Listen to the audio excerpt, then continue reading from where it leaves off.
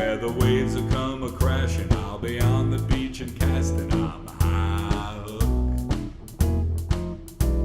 When no one else is catching, I'm the only one with action. I'm high hook. Where the land meets the sea, that's where I'll be. Anywhere there's surf, that's my home turf. Hey there, friends and neighbors, this is your old pal Slapstick Jackson saying, you ain't living, not even a smidgen, if you ain't surf fishing. So if you want to know where to go, what to throw, how to throw, what to throw it at, you just keep your eyes and ears right here on the Slap Jackson Show. We're going to tell you all about that. Now, I'm sure what's on your mind, like mine, is what's going on for access in 2013. Well, I got some good news and some bad news for you. And the good news is that Sore Thumb is open, and that Jones Inlet is open. Field 10 is open. The North Shore, you can go from Sunken Meadow, you can go to Little Neck Bay, all of that area, all in between there is open. The bad news is that Gilgo is closed and Robin Moses is closed. So even if you got the 4x4 permit, you're not going to make it on Gilgo or Robin Moses. Let's see what happens before Memorial Day. With a little luck, we'll be out there too. Who knows? So this show, I'd like to report a little bit about the first 2 weeks of April, and then I'd like to tell you what I'm going to forecast for fishing for the last 2 weeks in April. But just before we do, a word from our sponsor. We fight for you. Are you having trouble with your boss, landlord, spouse, or even a relative? Are you fed up with the harassing phone calls and all-day court appearances? Are you tired of being afraid and getting ripped off? Well, don't. What do? Yeah, don't waste your time and money on litigation. Just call the law offices of Jackson & Jackson, because we fight for your rights. Yeah. Is the neighbor's dog shitting on your lawn? Are you fed up with his loud parties and early morning lawnmower? Are you tired of being intimidated, laughed at, and ridiculed? Well, don't. What do? Yeah, don't file a complaint. Just call the law offices of Jackson & Jackson, because we fight for your rights. Yeah. Have you been ripped off by a contractor, auto repair, or competing law firm? Does someone owe you money, property, or both? Are you fed up with not getting your fair share? Well, don't. What do? Yeah. Don't bring suit. Just call the law offices of Jackson & Jackson, because we fight for your rights. Yeah. At Jackson & Jackson, we fight for you.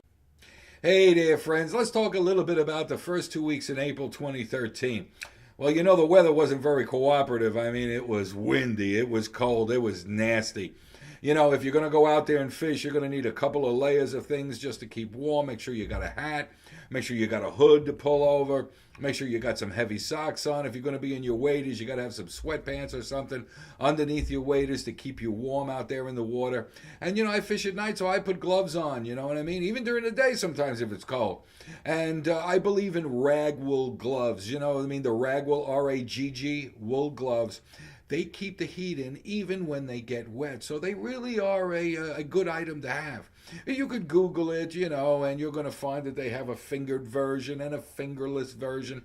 You know, sometimes I get the finger version, I take the index off, and with a couple of stitches, you don't want that to unwind because it's eventually going to ruin your casting line. It's going to get tangled up. So if you just take that off and you just sew it up a little bit, hey, I'll tell you, they really do the trick and they keep my hands warm, and I'm a big proponent of that. So what were we going on here? Well, with all the bad weather and all the wind and everything, finally, miraculously, with the grace of God, on April 6th, a Saturday night, the wind backs off. It changes direction. I didn't have much time to fish, but I jumped up to Leeds Pond. Well, I was casting maybe 15 minutes and bang, take a look at the picture. I got this beautiful bass. Oh man, the first one of the season. He made the whole night, just this one fish alone. He was about 24 inches long. If you look at him, you can see he took the 6-inch little green swimming plug that I had. What I was using was a swimming plug and a little teaser in front of it, of course. And I was using fluorocarbon. So anyhow, a couple of more casts, bingo, I got myself an 18-inch schoolie that took the teaser this time. I'm in seventh heaven here. You know, I'm finally catching some fish. Well, a couple of more casts, and the next thing you know is I had to be on my way. So, hey, they were still out there, and I bet you they were still biting, but I had to go. You know, I had such a good time that 2 nights later, under almost the same conditions, I went back, and I started to fish there, and I'll tell you, I had 3 bites in an hour and a half, and this is what happened to me. I throw out there, and all of a sudden I got a hit, but he didn't hook up. So after a couple of more casts and whatnot, I got another hit. I tried to set the hook, but I missed the fish. When I reeled in my line, I noticed that my teaser was missing. He ripped the teaser right off. Well, I looked at the fluorocarbon that I used on the teaser, and it wasn't the problem with the fluorocarbon. I just didn't tie the knot right. You could see it unraveled. It was all my fault. Big high hook doesn't know what the hell he's doing on a simple clinch knot. Oh, my God. So I missed the fish because of it. Anyhow, I took another teaser out of my bag. I tied it on. This one, by the way, didn't have a fluorocarbon leader. It just had a regular monofilament.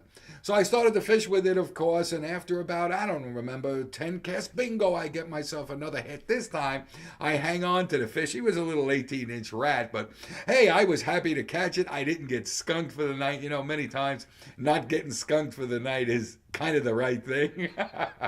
Well, you guys are surf fishermen. Anyhow, I had a good time, and that was the end of it. The fish just stopped hitting. They weren't there any longer. They just left.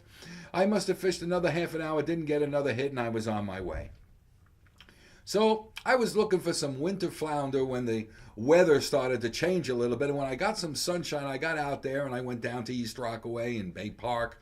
They got Swift Creek out there where they got one channel coming through and another one this way. So they got a lot of black mud that I'm hoping is getting warm there and the flounders are coming out. But nothing was happening for me. I went over to Wantor Park to see if there was anything coming out of the mud there. There really wasn't much to talk about. I went over to Field 10, and let me tell you, when I got to Field 10, there were people fishing all over the place. They were having a great time. Take a look at the pictures here. Now, these people were crabbing. They were flounder fishing. This couple was doing a great time crabbing, although they weren't having any luck with the flounders. And let me tell you something. Take a look at these crabs. They were all over your bait, and I mean all over your bait. If you were crabbing, you were doing great. If you were trying to get the flounder, well, these crabs were getting to your bait before you could say Jack Robinson. They were all over it. Look at these poor guys. Now, this guy was Tommy over here. And the other fella right over here is Craig, and they were both fishing for the first time this season. Figured they'd do a little winter flounder.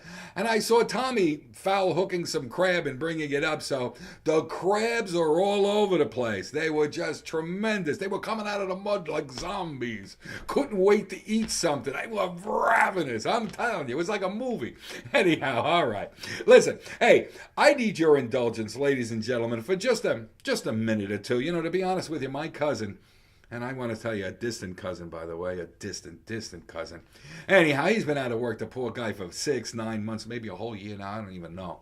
But anyhow, instead of getting some real job, he's starting to do this comic act, and his wife calls me every day, please put him on the show, please put him on the show, please put him on the show. He needs the exposure. Could you get him on the show? Just a couple of minutes. So, no, folks, don't turn away, don't go away. I'll be right back with the surf forecast, I promise you. Just give me 2 minutes. Ladies and gentlemen, please, here he is, straight from Skid Row himself, Mr. Slapstick Jackson. All righty. Hey there, friends, Slapstick Jackson here. Now, I'm not somebody who always complains about his wife. But let me tell you something. My wife, she's a terrible cook. And I mean more than terrible. She's dangerous. I mean, we don't just have like a fire extinguisher in the kitchen. We have a hazmat team. Oh, she'll boast and boast and boast how the kids call her Betty Crocker. But it's a Crocker you-know-what. Let me tell you something. She makes sponge cake with real sponges. I mean, she made an upside-down cake the other day. Came right side up. She wanted to prove how good her baking prowess was, so she goes down to the church bake-off. Well, after 2 of the judges got ill, the church told her to F off. I mean, I think we're excommunicated. I don't even go there anymore. Anyhow, I shouldn't be too tough on her, folks. She got into a little fender bender last week, and although it's just a little property damage, as you can see here, I think it's mostly her pride that was broken. And she'll be up and running in no time. I'm not mad at her or anything, and thank God she didn't really get seriously hurt. But it prompted us to go down to the doctor, and she had a physical, and the doctor laced into her. Oh, she's got high blood pressure, she's got diabetes, she's got arterial blockages. I mean, it scares the shit out of you. I mean, I started to eat right and work out immediately. I mean, think about it. I'm a man that's got everything to live for. Well, anyhow, ladies and gentlemen, Slapstick Jackson here. You have a good day, and I'll see you soon. Hey there, friends. I'm glad you stuck around. No, it wasn't that bad, was it? Oh, it only hurts for a little while, honest. It only hurts for a little while, and plus I got his wife off my back. Anyhow, let me tell you what I'm going to be doing for the next 2 weeks in April. If the sun and the wind cooperate properly, I think Little Neck Bay is a good choice from Wednesday the 17th to about Sunday the 21st. I think there's going to be bass in there beginning at late afternoon and going into early evening very easily. Let me give you for instance. If the high tide on Wednesday, April 17th is 5 p.m., you're going to want to be fishing in the water at 4 p.m.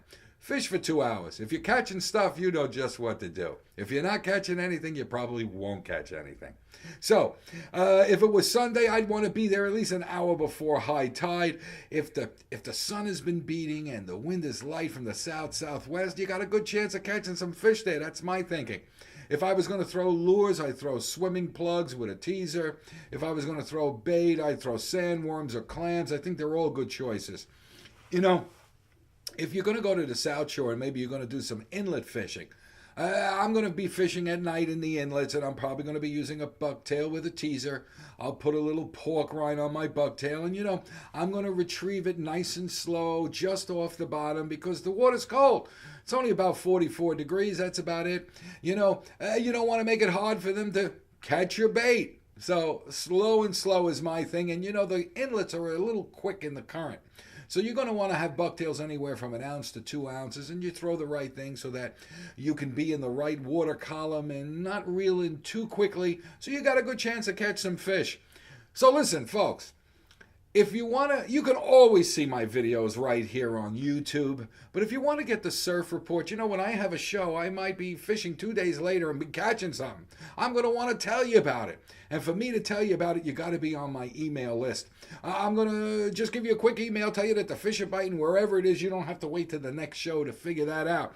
All righty? It's that simple. I'm not going to sell your email to anybody. Nobody's going to call. No, they're not going to try to sell you pictures or insurance or anything. Well, that's got nothing to do with Slap. That's for sure.